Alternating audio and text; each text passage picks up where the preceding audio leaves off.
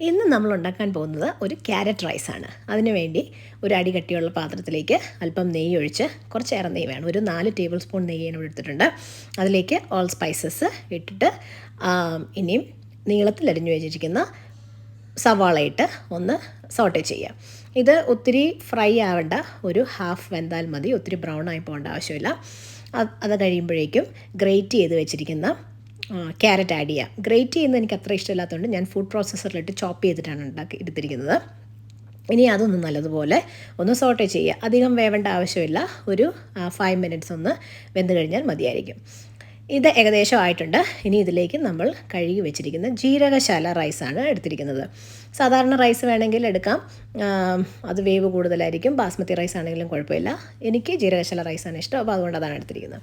ഇനി ആ റൈസ് കിടന്ന് നല്ലതുപോലെ ഒന്ന് മുരിയട്ടെ കേട്ടോ. മുരിയാന്ന് വെച്ച് കഴിഞ്ഞാൽ നല്ലതുപോലെ ഒന്ന് ഫ്രൈ ആവണം. ഇനി അതിലേക്ക് അപ്പം ഞാനിവിടെ 3 കപ്പ് റൈസാണ് എടുത്തിരിക്കുന്നത്. അതിലേക്ക് 6 കപ്പ് തിളച്ച വെള്ളം ഒഴിച്ചിട്ടുണ്ട്. ഇനി ഇതെല്ലാം ഒന്ന് മിക്സ് ചെയ്ത് ഉപ്പും കൂടെ നോക്കിയിട്ട് ഇനി അതൊന്ന് അടച്ചു വെച്ച് ഒരു 10 മിനിറ്റ് മീഡിയം ഫ്ലെയിമിലിട്ട് വേവിക്കാം. ഇപ്പം നമ്മളുടെ റൈസ് റെഡി ആയിട്ടുണ്ട്. ഇത് മിക്സ് ചെയ്ത് ഇനി ഇതിലേക്ക് ഉപ്പിട്ടാൽ ശരിയാവില്ല. ഏതെങ്കിലും കറി കൂട്ടി, ചിക്കൻ കറി, ഷ്രിംപ് കറിയോ, ഞാൻ ഷ്രിംപ് കറിയാണ് ഉണ്ടാക്കിയിരിക്കുന്നത്. അതിൻ്റെ റെസിപ്പി അടുത്ത ദിവസം ഇടാം.